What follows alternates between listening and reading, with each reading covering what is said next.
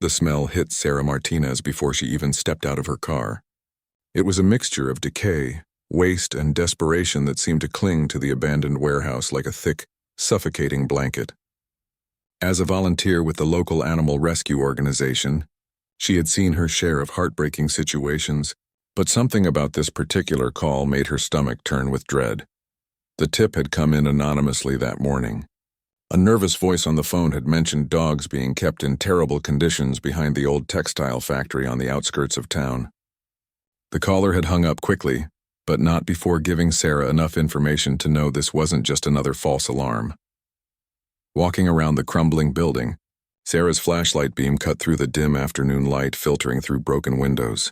The sound of her footsteps echoed against the concrete walls, mixing with a low, continuous whimpering that seemed to come from everywhere and nowhere at once. Her heart pounded as she followed the sound deeper into the building. What she discovered in the back corner of the warehouse would haunt her dreams for weeks to come. In a makeshift area sectioned off with rusty chain-link fencing, dozens of dogs lived in conditions that defied human decency.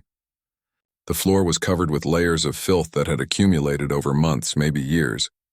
There was no clean water in sight, just overturned buckets and bowls caked with green slime. Among the chaos of barking, cowering animals, one dog caught her attention immediately. He was larger than most of the others, with a coat that might have once been golden but was now matted with dirt and worse. Unlike the others who were frantically trying to get her attention, this dog lay motionless in the corner, his body pressed against the cold concrete wall. Sarah approached slowly, speaking in the gentle voice she had perfected over years of rescue work. The dog didn't move. His ribs were clearly visible through his matted fur, and his breathing was shallow and labored. Around his neck was a makeshift collar fashioned from what looked like an old rope, worn so tight it had rubbed the skin raw underneath. When she knelt down beside him, the dog's eyes opened briefly. They were the most beautiful brown eyes she had ever seen, but they held no hope, no expectation of kindness. They were the eyes of an animal who had given up on the possibility that life could be anything other than suffering. Sarah reached out her hand slowly, letting the dog catch her scent. He didn't flinch away, but he didn't respond either. It was as if he had retreated so far into himself that the outside world had ceased to exist. She noticed that beneath him, instead of any kind of bedding or comfort, was nothing but the same filth that covered the rest of the floor. This dog had known nothing soft, nothing clean, nothing that resembled care or love. The rescue operation took 6 hours. Animal control officers, veterinarians, and volunteers worked together to remove 43 dogs from the warehouse. The owner was nowhere to be found, having apparently abandoned the property months earlier. Each dog told a story of neglect, but the large golden dog Sarah had first noticed seemed to be in the worst condition. Dr. Jennifer Walsh, the emergency veterinarian on scene, examined him with practiced hands while Sarah held a flashlight steady. The dog remained completely passive during the examination, neither resisting nor cooperating. He simply existed, breathing in and out, as if that was the most he could manage. The veterinarian's face grew increasingly grim as she worked. Severe malnutrition, infected wounds, parasites, and what appeared to be old injuries that had never been properly treated. His teeth were worn down from chewing on inappropriate objects, likely in desperation for food. His paws were cracked and bleeding from the harsh concrete floor he had called home. When they finally lifted him onto a stretcher to transport him to the animal hospital, Sarah noticed something that broke her heart even further.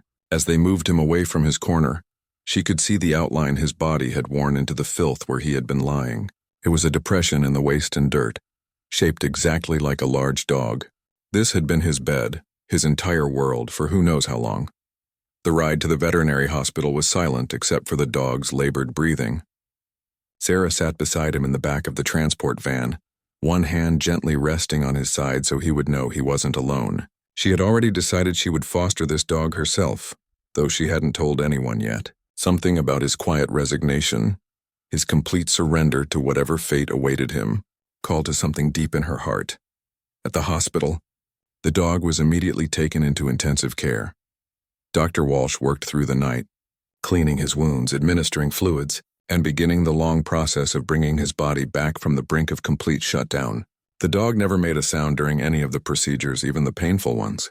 He had learned that making noise, showing pain, or asking for comfort only led to disappointment. Sarah stayed at the hospital until nearly dawn, watching through the window of the intensive care unit as the medical team worked. The dog lay on a clean, soft blanket for the first time in his life, but he didn't seem to notice or care. His eyes stared at nothing, and Sarah wondered if they had rescued his body too late to save his spirit. As the sun began to rise over the city, painting the sky in shades of pink and gold, Sarah made a promise to the sleeping dog. She whispered it through the glass, knowing he couldn't hear her but needing to say it anyway. She promised him that he would never again know filth for a bed. She promised him that the worst was over, even though she wasn't sure he would live to see another sunrise. Dr. Walsh emerged from the intensive care unit looking exhausted, but cautiously optimistic. The dog was stable for now, but the next few days would be critical. His body was fighting infections, malnutrition, and the accumulated damage of months or years of neglect. More concerning was his complete psychological withdrawal. Dogs were resilient creatures, but even they had limits to what their minds could endure. Sarah filled out the foster paperwork that morning, though everyone warned her that the dog might not survive. If he did survive, they cautioned, he might never recover mentally from what he had experienced. He might never learn to trust humans again, might never be able to live a normal life as someone's beloved pet. None of that mattered to Sarah. As she looked at the motionless form lying on the clean white blanket, she saw past the matted fur and the vacant eyes. She saw potential. She saw a soul that had been broken but not destroyed. Most importantly, she saw a dog who deserved the chance to learn what love felt like, even if it took the rest of his life to understand it. The first week at Sarah's house was like watching a living ghost. The dog, whom Sarah had decided to name Bruno after her grandfather who had overcome his own difficult circumstances, barely moved from the corner of the spare bedroom where she had set up his recovery area. She had carefully arranged everything a dog could need: a large plush bed, fresh water bowls, nutritious food, and toys that other foster dogs had enjoyed. Bruno ignored all of it. Instead, he chose to lie on the bare hardwood floor in the corner, his body pressed against the junction of two walls as if trying to disappear into the space itself. When Sarah brought him food, he would wait until she left the room before approaching the bowl. Even then, he ate like an animal, expecting the meal to be taken away at any moment, wolfing down the food without seeming to taste or enjoy it. Dr. Walsh had warned Sarah about this behavior. Bruno's body was healing faster than expected. The antibiotics were fighting off the infections. His wounds were beginning to close and he was gaining weight steadily. But his mind remained locked in survival mode, unable to process that his circumstances had fundamentally changed. Sarah established a routine, hoping that predictability might help Bruno feel safer. Every morning at 7, she would quietly enter his room with breakfast, place the bowl near his corner, and sit on the floor about 6 feet away. She would talk to him in a soft voice while he ate, telling him about her day, reading him the news, or sometimes just describing what she was seeing outside the window. Bruno never looked at her during these sessions. His eyes would remain fixed on his food or on some invisible point on the wall, but Sarah noticed small things that gave her hope. His ears would twitch slightly when she spoke. Sometimes his breathing would change rhythm, becoming deeper and more relaxed. Once, she thought she saw his tail move just a fraction of an inch, though it happened so quickly she couldn't be sure. The breakthrough came on day 10, though it was so subtle that Sarah almost missed it entirely. She was sitting in her usual spot, reading Bruno a story about a brave dog who went on adventures, when she noticed that his head had turned slightly in her direction. He wasn't looking at her exactly, but his gaze was no longer fixed firmly away from her either. The next morning, Sarah decided to try something different. Instead of sitting in her usual spot, she moved 1 foot closer to Bruno's corner. He tensed immediately when she sat down, his body becoming rigid with anxiety. Sarah pretended not to notice and began reading as usual. By the end of the story, Bruno had relaxed again. Each day, Sarah moved incrementally closer. Some days, Bruno would tolerate the smaller distance. Other days, his anxiety would spike and Sarah would move back to give him space. It was a delicate dance of trust, with Bruno leading and Sarah following his cues about what felt safe. 2 weeks into his recovery, Bruno experienced his first major setback. Sarah had been cleaning his room while he was outside in the fenced yard with Dr. Walsh for a checkup. When they returned, Bruno saw the changes and immediately went into panic mode. The bed had been moved slightly to allow for vacuuming. His food and water bowls had been washed and repositioned. To most dogs, these would be minor changes, but to Bruno they represented chaos and unpredictability. He spent the entire night pressed against the back corner of the room, shaking. He wouldn't eat, wouldn't drink, and wouldn't even lie down. Sarah found him there the next morning, exhausted but still standing guard against whatever new threat might emerge from his altered environment. This incident taught Sarah a crucial lesson about Bruno's trauma. His sense of safety was entirely dependent on everything remaining exactly the same. Any change, no matter how small or well-intentioned, was perceived as a potential danger. From that day forward, Sarah became obsessively careful about maintaining Bruno's environment exactly as he had arranged it. The second breakthrough came 3 weeks after Bruno's arrival. Sarah was in the kitchen when she heard a sound she had never heard before. Bruno's nails clicking on the hardwood floor outside his room. She held her breath, not wanting to spook him back into his corner. Through the doorway, she could see his golden head peeking around the corner, surveying the living room with cautious curiosity. He stood there for nearly 5 minutes, just observing. Sarah continued preparing dinner, moving slowly and naturally, pretending she hadn't noticed his exploration. Finally, Bruno took one tentative step into the living room, then another. He explored the space like a detective, sniffing carefully at furniture legs and investigating corners where he might retreat if needed. When Sarah's phone rang suddenly, Bruno bolted back to his room so fast that she barely saw him move. But the seed had been planted. Bruno had chosen to leave his safe space even briefly, and had discovered that the world beyond his corner wasn't immediately dangerous. Over the following days, Bruno's exploration periods became longer and more frequent. Sarah learned to move even more quietly during these times, understanding that any sudden noise or movement could end the session abruptly. She began leaving tiny treats in strategic locations around the house, creating a trail that encouraged Bruno to venture further from his room. The first time Bruno ate a treat while Sarah was in the same room was cause for celebration, though Sarah was careful not to show her excitement in a way that might alarm him. He had found a small piece of chicken she had placed near the couch. Instead of taking it back to his room as he usually did with food, he ate it right there in the living room, glancing nervously at Sarah the entire time. Dr. Walsh was amazed by Bruno's physical progress during his monthly checkup. His weight was approaching normal levels. His coat was beginning to show hints of its original golden color, and all of his wounds had healed completely. More importantly, he allowed the examination without the complete shutdown he had exhibited during his first days of recovery. However, the psychological healing was proving much more complex. Bruno still wouldn't allow direct physical contact with humans. He would tolerate Sarah's presence and even seemed to seek it out sometimes. But if she extended her hand toward him, he would immediately retreat. Dr. Walsh explained that Bruno's trust had been so completely shattered that rebuilding it would require infinite patience. Sarah's friends and family began to question whether she was doing the right thing by keeping Bruno. Some suggested that a dog so damaged might never recover enough to be truly happy. Others worried that Sarah was projecting her own need to help onto an animal who might be suffering more from the attempt at rehabilitation than he would from a quick, merciful end.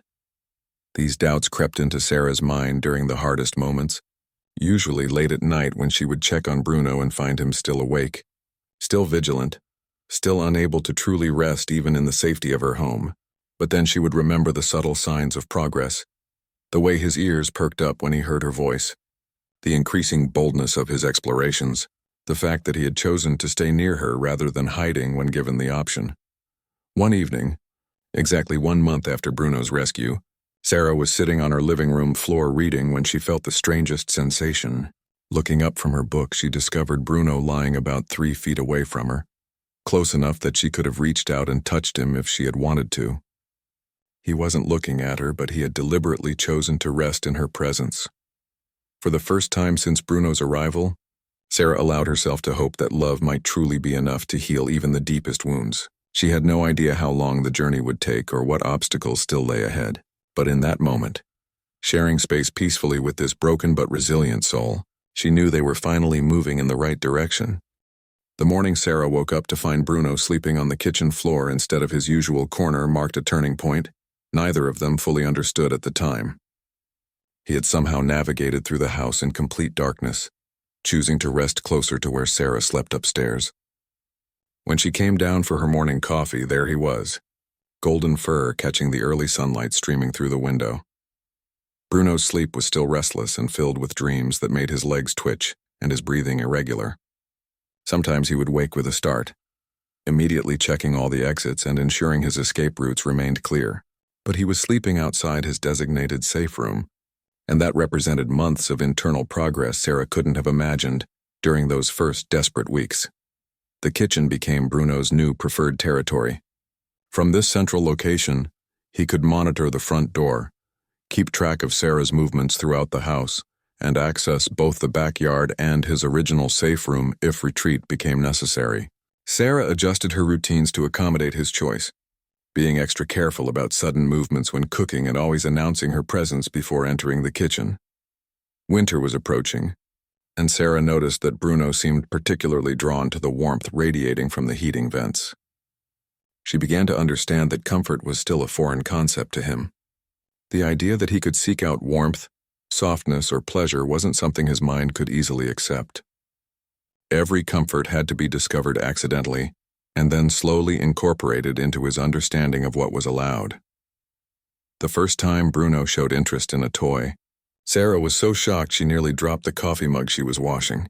A small rubber ball had rolled across the kitchen floor after falling from the counter, and instead of ignoring it as he did all the other toys she had hopefully scattered around the house, Bruno's head followed its movement with unmistakable curiosity. For 10 minutes, Bruno stared at the motionless ball. Sarah continued washing dishes, pretending not to notice the intense concentration radiating from her foster dog. Finally, Bruno stretched out one paw and gently touched the ball. When it rolled slightly, he jumped back as if it had bitten him.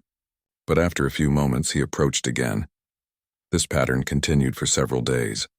Bruno would investigate the ball for progressively longer periods, sometimes even picking it up in his mouth before immediately dropping it. Sarah realized he was learning something that should have been instinctive, the concept of play. He had never had the opportunity to explore objects without consequence, to interact with his environment for pleasure rather than survival. Dr. Walsh explained during one of their regular checkups that Bruno was essentially having to learn how to be a dog. His puppyhood had been stolen from him, along with all the normal socialization and exploration that teaches young animals about safety, pleasure, and appropriate behavior. At an estimated age of 3 years old, Bruno was starting from the beginning. The breakthrough with human contact came in the most unexpected way. Sarah had been battling a severe case of the flu and had spent 3 days mostly bedridden, only coming downstairs to let Bruno out and ensure he had food and water. On the 3rd day, she collapsed on the living room couch, too weak to make it back upstairs. She woke up hours later to find Bruno lying on the floor directly beside the couch, not touching her, but close enough that she could feel the warmth radiating from his body. When she stirred, instead of retreating as he normally would, Bruno remained still. His dark eyes watched her face with an expression she had never seen before: concern. This was the moment Sarah realized that Bruno's healing had created space not just for trust, but for love. He had chosen to stay close to her when she was vulnerable, offering the only comfort he knew how to give: his presence. The broken dog who had once known only filth and neglect was learning to care for another living being. Recovery from the flu took another week, and during that time, Bruno established a new routine. He would follow Sarah from room to room, maintaining a careful distance but ensuring he could always see her. When she napped on the couch, he would lie nearby. When she worked at her computer, he would settle in the doorway where he could monitor both her and the rest of the house. The day Sarah felt well enough to sit on the floor and read, Bruno made a decision that changed everything. Instead of lying at his usual careful distance, he approached until he was close enough for Sarah to see the individual whiskers on his muzzle. Then, with movements so slow they seemed deliberate, he lowered himself to the ground and rested his head near her leg. Sarah's eyes filled with tears, but she forced herself to remain perfectly still. Bruno wasn't quite touching her, but he had closed the gap to mere inches. She could feel his breath on her skin and the slight vibration when he sighed. This wasn't just proximity. It was the beginning of genuine trust. Over the following weeks, these moments of near contact became more frequent. Bruno would lie with his body parallel to Sarah's when she sat on the floor, separated by only a few inches of space. Sometimes his tail would brush against her leg when he was settling down, and instead of jerking away, he would simply adjust his position slightly. The real test came when Sarah accidentally touched Bruno's fur while reaching for a book. Her hand had brushed across his back for just a fraction of a second, but instead of bolting, Bruno went rigid and held his breath. Sarah froze as well, both of them processing this first moment of actual physical contact. Slowly, carefully, Bruno relaxed. His breathing returned to normal, and he remained lying beside Sarah. She realized that while the touch had frightened him, it hadn't hurt him. His body was beginning to learn the difference between contact that meant harm and contact that meant safety. Building on this accidental success, Sarah began incorporating very brief, gentle touches into their routine. When Bruno was lying peacefully beside her, she would sometimes rest her hand on his back for just a few seconds before removing it. Each touch was followed by soft words of reassurance and no sudden movements. Bruno's response to these carefully orchestrated moments of contact was like watching a flower bloom in slow motion. His initial tension would gradually give way to acceptance, and eventually, Sarah could swear she felt him lean slightly into her touch rather than away from it. The transformation was becoming visible to others as well. When Dr. Walsh came for Bruno's regular checkup, she was amazed by the change in his demeanor. While he still wouldn't allow examination without significant anxiety, he no longer shut down completely. His eyes remained alert and engaged, and he showed obvious attachment to Sarah, looking to her for reassurance throughout the visit. More importantly, Bruno was beginning to exhibit behaviors that suggested he was imagining a future. He had started collecting small objects and arranging them in particular spots around the house. A pen here, a sock there, small treasures that he would check on, periodically as if ensuring they remained where he had placed them. Sarah understood that Bruno was creating his own sense of security by controlling small elements of his environment. These weren't stolen items or destructive behaviors. They were the actions of a dog who was beginning to believe he might have some agency in his own life. The arrival of spring brought new challenges and opportunities. Bruno showed intense interest in the backyard, but was terrified of the open space. Sarah began sitting outside with him, allowing him to explore the perimeter while she remained as a constant, reassuring presence. Gradually, Bruno mapped every corner of the yard, identifying hiding spots and escape routes that gave him the confidence to venture further from the house. One sunny afternoon, Sarah watched through the kitchen window as Bruno discovered something that stopped him in his tracks: a butterfly landing on a dandelion. He approached it with the same cautious curiosity he had once shown the rubber ball, but this time something was different. When the butterfly flew away, Bruno actually seemed disappointed rather than relieved. This was the first time Sarah had seen Bruno express desire for something pleasant to continue, rather than fear about when something good would end. It was a small moment, but it represented a fundamental shift in how Bruno was beginning to approach the world around him. The sound that changed everything happened on a Tuesday morning in late spring. Sarah was preparing breakfast when she heard something she had been waiting 8 months to hear: Bruno's tail thumping against the kitchen floor. Not the anxious tapping of a nervous dog, but the genuine rhythmic sound of happiness. She turned around to find him watching her with bright eyes, his whole body wiggling with what could only be described as joy. The transformation had been so gradual that Sarah hadn't noticed when Bruno stopped looking like a victim and started looking like a dog. His golden coat had grown thick and lustrous, his ribs were no longer visible, and most importantly, there was light in his eyes, where once there had been only emptiness. The broken creature she had rescued from that warehouse had somehow become this beautiful, hopeful animal watching her every move with anticipation. That morning marked the beginning of what Sarah privately called Bruno's adolescence. Like a teenager discovering the world for the first time, Bruno began showing interest in everything around him. He would spend hours watching birds through the window, his head tilting at different angles as if trying to understand their mysterious ability to fly. The mailman's daily arrival became the highlight of Bruno's day, not because he was protective or territorial, but because it represented a predictable form of excitement. The first time Bruno brought Sarah a gift, she nearly cried. It was nothing more than a stick he had found in the backyard, but he carried it to her with such pride and ceremony that it might as well have been made of gold. He dropped it at her feet and then backed away, watching anxiously to see if she would accept his offering. Sarah picked up the stick and examined it as if it were the most precious thing she had ever seen. She praised Bruno in the gentle voice he had learned to associate with safety and approval. The look of pure happiness that crossed his face in that moment was worth every sleepless night, every moment of doubt, every challenge they had overcome together. This gift-giving behavior became a regular part of Bruno's routine. Each morning he would present Sarah with something he had deemed worthy of her attention: a leaf, a pine cone, sometimes just a particularly interesting rock. Sarah began to understand that Bruno was learning how relationships worked, how to show affection and appreciation in ways that went beyond simply accepting care. The real test of Bruno's progress came when Sarah's sister Emma visited for a weekend.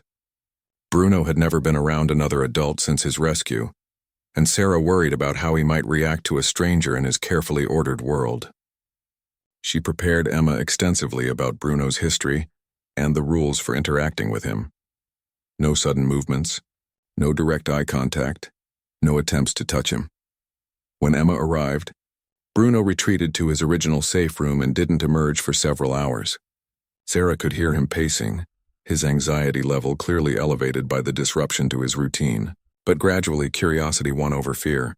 Bruno began making brief appearances in the living room, observing this new person from a safe distance. Emma proved to be a natural with traumatized animals. She ignored Bruno completely, focusing her attention on conversations with Sarah while positioning herself in ways that didn't block any of Bruno's escape routes. By the second day, Bruno was comfortable enough to remain in the same room while Emma was present, though he still maintained maximum distance. The breakthrough moment came when Emma accidentally dropped her car keys. Instead of the keys landing on the floor with a startling clatter, Bruno caught them midair and brought them to her. The action was so unexpected and so perfectly normal that all three of them froze in surprise. Bruno had acted on instinct, responding helpfully to someone in need, just like any well-adjusted dog might do. Emma carefully accepted the keys from Bruno, thanking him in the same gentle tone Sarah used. Bruno's tail wagged uncertainly, as if he wasn't quite sure what had just happened but sensed it was positive. This spontaneous act of helpfulness marked Bruno's first voluntary interaction with a human other than Sarah. By the time Emma left, Bruno had progressed to eating treats she offered him, though he would only take them if she placed them on the ground, rather than offering them from her hand. More importantly, he had proven to himself that not all new humans represented danger. His world had expanded to include the possibility of multiple safe relationships. Summer brought new adventures and challenges. Sarah decided it was time to introduce Bruno to the world beyond her property. The first car ride was traumatic for both of them. Bruno trembled for the entire 10-minute journey to a quiet park, his breathing rapid and shallow despite Sarah's constant reassurance. But once they arrived and he realized the car had stopped, his curiosity began to override his fear. The park visit was brief but significant. Bruno stayed close to Sarah's side, overwhelmed by the new smells, sounds, and sights. He showed particular interest in other dogs playing in the distance, though he wasn't ready for direct interaction. What mattered was that he was able to observe normal dog behavior, to see what his life might look like if he continued to heal. These outings became weekly events, each one slightly longer and more ambitious than the last. Bruno learned to associate the car with adventure rather than danger. He began to show excitement when Sarah picked up her keys, dancing around her legs in a way that would have been impossible to imagine during his early days of recovery. The first time another dog approached Bruno during one of their park visits, Sarah held her breath. The other dog, a friendly golden retriever named Max, approached with typical canine directness, tail wagging and nose extended for sniffing. Bruno went completely still, neither aggressive nor welcoming, simply frozen in uncertainty. Max's owner quickly called him away, apologizing for the interaction. But something important had happened in that brief moment of contact. Bruno had been approached by another dog and had not fled, had not panicked, had not shut down. He had simply stood his ground and assessed the situation. Building on this success, Sarah began seeking out controlled opportunities for Bruno to observe and interact with other dogs from a safe distance. She found a local dog training class that welcomed special needs animals and began taking Bruno to watch the sessions from the parking lot. Week by week, they moved closer to the action, with Bruno showing increasing interest in the activities. The trainer, Monica, was experienced with rescue animals and suggested that Bruno might benefit from structured socialization with a carefully selected, calm dog. She introduced them to Rosie, an elderly yellow Labrador who served as a therapy dog for the training facility. Rosie had the perfect temperament for Bruno's needs, interested but not overwhelming, friendly but respectful of boundaries. Their first meeting was conducted with both dogs on leashes and maximum distance between them. Bruno's body language showed curiosity rather than fear, and Rosie seemed to understand instinctively that this was a dog who needed special consideration.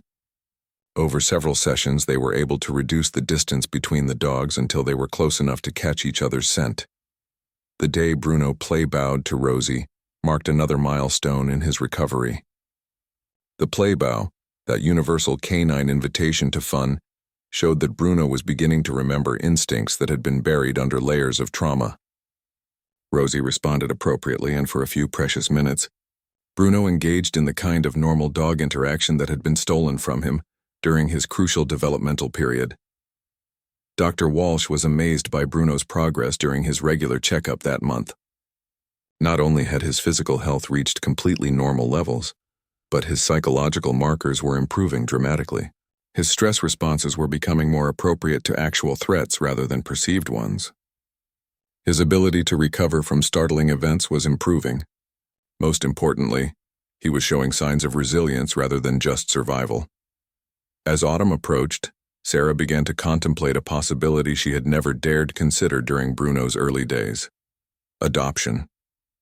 Bruno had been her foster dog for over a year, but somewhere along the way he had simply become her dog. The thought of him living anywhere else seemed impossible, but she wanted to make it official. The adoption paperwork was a formality at this point. Everyone involved in Bruno's case agreed that Sarah's home was where he belonged. But for Sarah, signing those papers represented something profound: the official recognition that Bruno's journey from victim to beloved family member was complete. The night after the adoption was finalized, Sarah found Bruno sleeping in a place he had never chosen before, on the soft dog bed she had bought him during his first week. The one he had ignored for months in favor of hard floors and corners. He was lying on his side, completely relaxed, occupying the center of the bed as if he owned it. In that moment, Sarah realized that Bruno had finally learned the most important lesson of all. He deserved comfort, deserved softness, deserved a place in the world where he was wanted and loved. The dog who had once known only filth for a bed was now choosing the softest spot in the house, confident that it was his by right rather than by accident. The morning Bruno decided to wake Sarah up by gently placing his paw on her bed marked the beginning of what she would later think of as his confident phase. For 18 months, Bruno had been learning to receive love, but now he was discovering his own capacity to give it. The tentative touch on her blanket was his first deliberate attempt to initiate contact, to ask for something he wanted rather than simply accepting what was offered. Sarah pretended to be asleep a little longer, curious to see what Bruno would do next. She felt the bed shift slightly as he put more weight on his front paws, bringing his face closer to hers. His warm breath on her cheek was followed by the softest possible nose touch to her ear. When she finally opened her eyes, Bruno's face was inches from hers, his tail wagging with such enthusiasm that his entire body wiggled with joy. This new confidence manifested in dozens of small ways throughout their daily routine. Bruno began meeting Sarah at the door when she came home from work, a behavior so normal for most dogs but revolutionary for one who had spent months learning that approaching humans was safe. He started following her more closely around the house, not out of anxiety but out of genuine desire for companionship. The development that surprised Sarah most was Bruno's growing sense of humor. She first noticed it when he began hiding her slippers in increasingly creative locations, not destructively but playfully, as if he enjoyed the game of watching her search for them. When she would find them tucked under his bed or carefully placed behind the couch, Bruno would perform what could only be described as a play bow, followed by a happy prance around the room. His relationship with toys evolved from suspicious investigation to genuine enjoyment. The rubber ball that had once terrified him became his most prized possession. He would carry it from room to room, occasionally dropping it near Sarah's feet in what she recognized as an invitation to play. Their first successful game of fetch lasted only 3 throws before Bruno got overwhelmed, but it represented a breakthrough in his understanding that interaction could be purely for pleasure. Winter brought an unexpected challenge that tested all of Bruno's progress.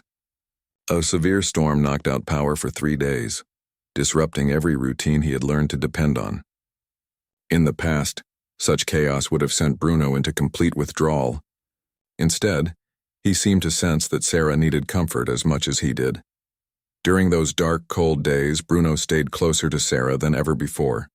When she wrapped herself in blankets on the couch, he would press himself against her legs, sharing his warmth. When she grew frustrated trying to prepare meals without electricity, he would bring her his favorite toy, as if offering the thing he valued most to make her feel better.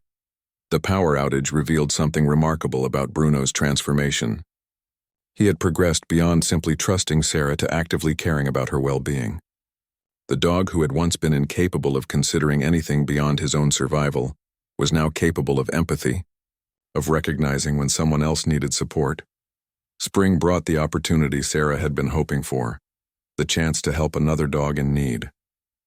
The rescue organization called with news of a young female dog found in similar conditions to Bruno's original situation. They asked if Sarah would consider fostering her, knowing that Bruno's presence might actually help with the newcomer's rehabilitation. Sarah's immediate instinct was to protect Bruno from any disruption to his carefully constructed world. But Dr. Walsh suggested something unexpected. Bruno might benefit from being the helper rather than the one being helped. His confidence had grown to the point where taking on a mentoring role could further strengthen his sense of security and purpose. The new dog, a small terrier mix they named Luna, arrived on a Tuesday afternoon. She exhibited many of the same behaviors Bruno had shown during his early days, cowering in corners, refusing to make eye contact, and treating every kindness with suspicion. But Bruno's reaction was nothing like what Sarah had expected. Instead of retreating to his safe spaces, Bruno approached Luna's crate with calm curiosity. He lay down about 3 feet away and simply observed her, occasionally making soft huffing sounds that seemed designed to communicate peaceful intentions. When Luna finally emerged from the crate hours later, Bruno was still there, patient and welcoming. Over the following days, Bruno became Luna's unofficial guide to the household routines. He would demonstrate where the food and water bowls were located, show her the most comfortable sleeping spots, and model how to interact safely with Sarah. When Luna would panic at sudden noises, Bruno would remain calm, his steady presence communicating that the sound wasn't dangerous. Watching Bruno care for Luna revealed depths to his character that amazed everyone involved in his case. He seemed to understand exactly what Luna needed, because he had needed the same things. His approach was gentle but persistent, never forcing interaction but always making himself available as a source of comfort and guidance. The transformation in both dogs was remarkable. Luna's recovery progressed much faster than Bruno's had, partly because she had Bruno's example to follow. But more importantly, Bruno's confidence soared as he discovered his ability to help another traumatized animal. He carried himself with a dignity and purpose that had been completely absent during his own early days. Dr. Walsh documented their progress, noting that Bruno had essentially become a therapy dog without any formal training. His intuitive understanding of trauma and recovery, combined with his patient temperament, made him extraordinarily effective at helping other damaged animals learn to trust again. The success with Luna led to more opportunities. The rescue organization began bringing other special needs dogs to Sarah's house for short visits, using Bruno as a calming influence during their initial assessments. Bruno seemed to thrive in this role, greeting each new arrival with the same patient acceptance he had shown Luna. One particularly challenging case involved a senior dog named Chester who had been abused so severely that he couldn't tolerate human touch at all. Traditional rehabilitation methods had failed, and the rescue was considering whether Chester's quality of life could ever improve sufficiently to justify continuing his care. Bruno's approach with Chester was different from his work with other dogs. Perhaps sensing the older dog's extreme vulnerability, Bruno maintained maximum distance while still making his presence known. He would lie in Chester's line of sight without approaching, occasionally dropping toys or treats nearby but never forcing interaction. The breakthrough came after 2 weeks of this patient vigil. Chester, who had shown no interest in anything since his rescue, began watching Bruno with what could only be described as curiosity. When Bruno demonstrated his daily routine of bringing gifts to Sarah, Chester's ears perked up with interest. Slowly, carefully, Chester began copying Bruno's behavior, first bringing Sarah a leaf, then a small stick. Through Bruno's example, Chester learned that humans could be sources of positive interaction rather than pain. The transformation took months, but eventually Chester became adoptable, finding a forever home with an elderly woman who understood his special needs. Sarah realized that Bruno had found his calling. His own suffering had given him a unique ability to help others heal from similar trauma. The rescue organization formalized this recognition by making Bruno their official ambassador dog, bringing him to help with their most difficult cases. The work was demanding but deeply fulfilling for both Bruno and Sarah. They traveled to other shelters, worked with private rescues, and even consulted on cases involving dogs with severe behavioral issues. Bruno's presence alone seemed to communicate to frightened animals that survival was possible, that trust could be rebuilt, that love was worth the risk. During one particularly memorable case, they worked with a dog who had been kept in complete isolation for the first 3 years of his life. The dog had never seen another animal and was terrified of everything, including his own reflection. Bruno spent hours lying quietly in the same room, allowing the other dog to observe normal canine behavior from a safe distance. The isolated dog's progress was slow but steady. He learned to eat when Bruno ate, to rest when Bruno rested, to show curiosity when Bruno investigated new objects. Eventually, he began copying Bruno's interactions with humans, learning that gentle contact could feel good rather than threatening. As Bruno's second anniversary of adoption approached, Sarah reflected on the journey they had traveled together. The broken animal she had rescued from that warehouse had become a healer, using his own experience with trauma to help others find their way back to trust and happiness. His transformation was complete not just because he had learned to accept love, but because he had discovered his ability to give it to those who needed it most. The night before the anniversary, Sarah found a letter that had been slipped under her door. It was from the family who had adopted Chester, the senior dog Bruno had helped rehabilitate. They included a photo of Chester sleeping peacefully on a sunny porch, surrounded by toys and obviously cherished. The letter thanked both Sarah and Bruno for giving Chester the chance to experience love in his final years. Looking at that photo, Sarah understood that Bruno's story had become bigger than his own recovery. He had transformed from victim to survivor to healer, creating a legacy of hope that extended far beyond his own life. The dog who had once known only Filth for a bed was now providing comfort and guidance to others who needed to learn that they, too, deserved softness and love. 3 years after his rescue, Bruno had become something nobody could have predicted during those desperate early days, a celebrity in the animal rescue community. His story had spread through social media, rescue networks, and veterinary conferences as an example of what was possible when trauma was met with infinite patience and unconditional love. People from around the country reached out to Sarah, seeking advice for their own damaged animals or simply wanting to share how Bruno's story had inspired them to persist with their own difficult cases. The transformation was so complete that newcomers to Sarah's house would never guess Bruno's history. He greeted visitors with confidence, showed off his toys with pride, and demonstrated the kind of relaxed happiness that comes from absolute security. His coat gleamed golden in the sunlight, his eyes sparkled with intelligence and humor, and his tail seemed to be in constant motion, expressing the joy he felt simply from being alive. But perhaps the most remarkable aspect of Bruno's evolution was his continuing work with traumatized animals. What had started as an informal observation had developed into a structured program. The regional rescue network now regularly transported their most challenging cases to Sarah's house, where Bruno's presence could work magic that traditional rehabilitation methods couldn't achieve. Each new dog taught Bruno something different about resilience and recovery. A timid puppy mill survivor showed him that gentleness could be more powerful than strength. An aggressive dog who had been trained to fight revealed that anger was often just fear wearing a disguise. A senior dog abandoned after a lifetime of service demonstrated that it was never too late to start over.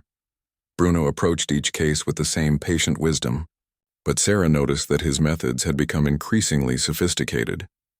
He seemed to assess each new arrival's specific needs and adjust his behavior accordingly. With fearful dogs, he maintained distance and led by example.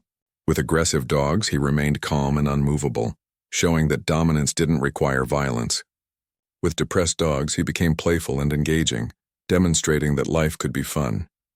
The case that challenged Bruno most came in the form of a dog who had suffered brain damage from severe abuse. Max was a pit bull mix whose injuries had left him with seizures, balance problems, and difficulty processing information. Traditional training methods were impossible because Max couldn't retain new information from one day to the next. Bruno's approach with Max was unlike anything Sarah had seen before. Instead of trying to teach Max new behaviors, Bruno simply provided constant patient companionship. He would lie beside Max during seizures, offering comfort without trying to fix anything. He guided Max around obstacles when the other dog's balance failed him. Most remarkably, Bruno seemed to understand that Max needed routine and consistency, even more than other traumatized animals. Bruno established a daily schedule with Max that never varied. Meals at exactly the same times, walks along the same routes, rest periods in the same locations. When Max became confused or disoriented, Bruno would gently guide him back to familiar territory. The brain-damaged dog began to show improvement, not because he was learning new things, but because Bruno was providing the external structure his damaged mind couldn't create for itself. The breakthrough with Max came after 2 months of this routine. Max, who had never shown interest in toys or play, suddenly picked up one of Bruno's tennis balls and brought it to him. It was such a simple gesture, but it represented Max's first voluntary attempt at social interaction since his injury. Bruno accepted the gift with ceremony, carrying the ball to Sarah as if to say, "Look what Max gave me." That moment crystallized something important about Bruno's work. He wasn't just helping dogs recover from trauma. He was teaching them how to be dogs again. His own journey from broken victim to confident, loving animal provided a roadmap that other damaged dogs could follow, each at their own pace and in their own way. The success stories began to accumulate. Luna, the first dog Bruno had mentored, found a loving home with a family who specifically wanted a rescue dog. Chester lived out his final years surrounded by comfort and love. Max, despite his limitations, became a beloved therapy dog at a local nursing home, where his gentle, predictable nature brought comfort to elderly residents. Dr. Walsh documented these successes in a case study that was published in a veterinary journal, bringing Bruno's story to an even wider audience. The article described how Bruno's presence had revolutionized their approach to treating severely traumatized animals, providing insights that were being applied in shelters and rescue organizations across the country. But for all the recognition and success, Bruno remained fundamentally the same dog who had once cowered in that warehouse corner. He still preferred quiet mornings with Sarah, still collected small treasures and arranged them around the house, still found his greatest happiness in simple pleasures like sunny patches on the floor and the sound of Sarah's voice reading aloud. The 4th anniversary of Bruno's adoption arrived on a perfect spring day. Sarah had planned a special celebration, inviting everyone who had been part of Bruno's journey, Dr. Walsh, the rescue volunteers, even some of the families who had adopted dogs Bruno had helped rehabilitate. The backyard was filled with people and dogs, all gathered to honor the animal who had proven that love really could conquer even the worst trauma. Bruno moved through the celebration like the host he had become, greeting each visitor with confidence and joy. Children petted him safely. Other dogs played with him freely, and adults shared stories about how his example had influenced their own rescue work. Watching him navigate the chaos with such ease, Sarah marveled at the distance he had traveled from that first terrifying day.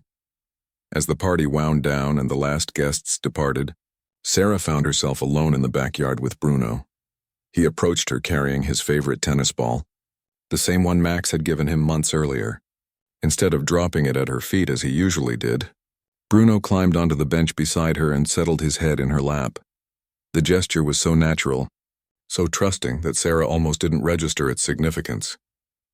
This was the dog who had once been too terrified to allow human touch, now seeking contact and comfort as if it were the most natural thing in the world. His transformation wasn't just complete. It was so thorough that the traumatized animal he had once been seemed like a character from someone else's story. As the sun set over the yard where Bruno had first learned to feel safe, Sarah understood that his journey had become something larger than individual healing. His story had touched thousands of lives, inspired countless rescue efforts, and proven that no animal was beyond hope if they received the right combination of patience, love, and understanding. Bruno dozed peacefully in her lap, his breathing deep and relaxed, his body completely surrendered to the safety he had learned to trust absolutely. The dog who had once known only filth for a bed now rested on soft cushions, surrounded by toys and treats and all the comforts a beloved pet could want. But more than that, he rested in the knowledge that he was valued, that his life had meaning, that his capacity for love had made the world a better place. Looking down at his peaceful face, Sarah whispered the same promise she had made 4 years earlier in that hospital room, when she wasn't sure Bruno would survive the night. She had promised him that he would never again know filth for a bed, and she had kept that promise in ways she never could have imagined. Bruno had not only found comfort and love, he had become a source of comfort and love for others. His legacy stretched far beyond his own recovery, touching every animal he had helped heal and every person who had witnessed his transformation. The broken dog from the warehouse had become proof that with enough love, patience, and time, even the most damaged souls could not only heal but flourish. In the end, Bruno's story wasn't just about rescue. It was about redemption, resilience, and the transformative power of love. He had traveled from victim to survivor to healer, creating a legacy that would continue long after his own story ended. And as he slept peacefully in Sarah's lap, surrounded by all the love he had learned to accept and give in return, Bruno was living proof that every life had value, every soul could heal, and love truly could conquer all.